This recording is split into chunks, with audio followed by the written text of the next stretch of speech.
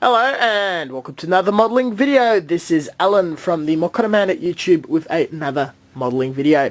Today we'll be reviewing and demonstrating the use of the SMS masking tape.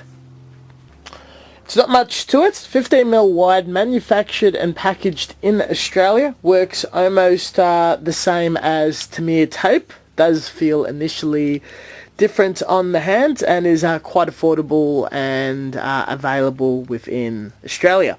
I've already tested it. Works very similar. Doesn't really lift paint and reacts quite well. Very easy to remove. So we'll go straight into it and try her out. So I've got it on an old Tamiya holder. Doesn't quite fit, so I had to take the piece off. What I normally like to do is cut small pieces and you run it against the line that it needs to go on. I fold the first piece in half, so it's very easy to peel off.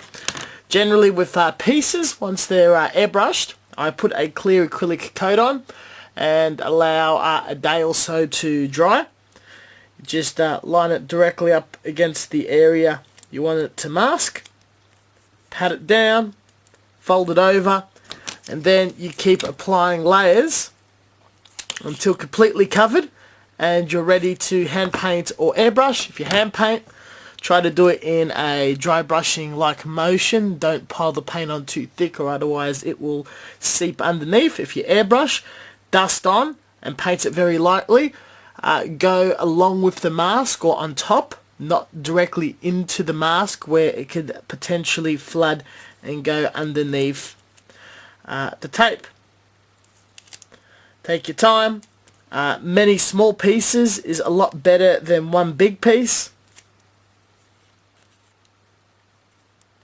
And we just keep wrapping until it's completely covered. And the idea is this little top piece is going to be painted a completely different colour. So here's the pieces all masked up. And you can see with the piece I'm doing here, every bit is actually covered. When you airbrush, there is overspray and particles that you don't see can land and sort of dust and discolour an item. So it's just best to use as much product as you can and avoid being conservative. These pieces were masked then over and over and over again. And it's the final layer. So the underlayers of Tamiya tape ran out of that, and we've got the SMS tape. And this is an example of more complex where there's just many really small strips layered on top of each other until everything is covered except for those two talismans. What I'm going to do is dust on clear matte or clear gloss, and what's going to happen is if there is any paint that seeps underneath the mask, it's not going to be visible when removed, and then we dust on the paint. Hand painting, you can do the exact same thing. The paint has been applied. Now the best thing about my method of folding the tape over is just very easy to grab and peel off. And you can see that none of the copper bits have bled onto the other silver bits.